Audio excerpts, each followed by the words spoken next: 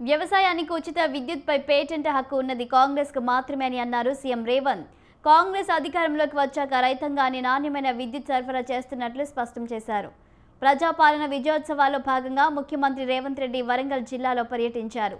దాదాపు 532 కోట్ల విలువైన అభివృద్ధి పనులకు శంకుస్థాపన చేసిన అనంతరం నర్సంపేటలో ఏర్పాటు చేసిన బహిరంగ సభలో పాల్గొన్నారు. వరంగల్ విమానాశ్రయం కోసం గత బీఆర్ఎస్ ప్రభుత్వం ఏనాడు ప్రయత్నించలేదని, 10 ఏళ్లు రాష్ట్రాన్ని పాలించి కొత్తగా ఒక్క ఎయిర్పోర్ట్ను కూడా సాధించలేదని సీఎం రేవంత్ రెడ్డి విమర్శించారు.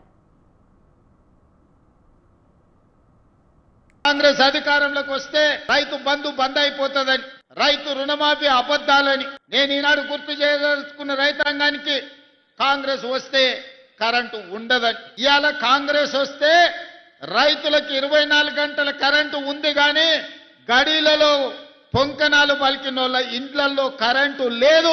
వాళ్ళకున్న కరెంటు మా కాంగ్రెస్ పార్టీ కార్యకర్తలు ఊడబెరికిండ్రు. వాళ్ళకు మాత్రమే కరెంటు పోయింది.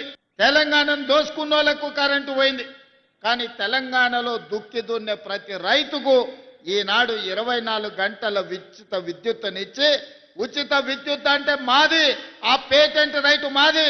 2004లో దేశంలోనే మొట్టమొదటిసారి రైతాంగానికి ఉచిత కరెంట్ ఇస్తామని ఎల్బీ స్టేడియంలో ఆనాటి ముఖ్యమంత్రి డాక్టర్ వైఎస్ రాజశేఖర రెడ్డి గారు మొట్టమొదటి సంతకం పెట్టి రైతులకు ఉచిత కరెంట్ ఇస్తాం, వ్యవసాయాన్ని లాభసాటిగా చేస్తాం, రైతును రాజు చేసే బాధ్యత మేము తీసుకుంటామని ఆనాటికి ఉన్న రైతుల బకాయిలు 1200 కోట్లు మాఫీ చేయడమే కాకుండా వాళ్ళ మీద ఉన్న వందలాది క్రిమినల్ కేసులు ఎత్తేసింది. అలా మొదలైన 2004 ఉచిత కరెంటు ఈనాడు 24 గంటలు కాంగ్రెస్ పరిపాలనలో అందిస్తున్నామంటే ఆ పేటెంట్ రైతు మనది.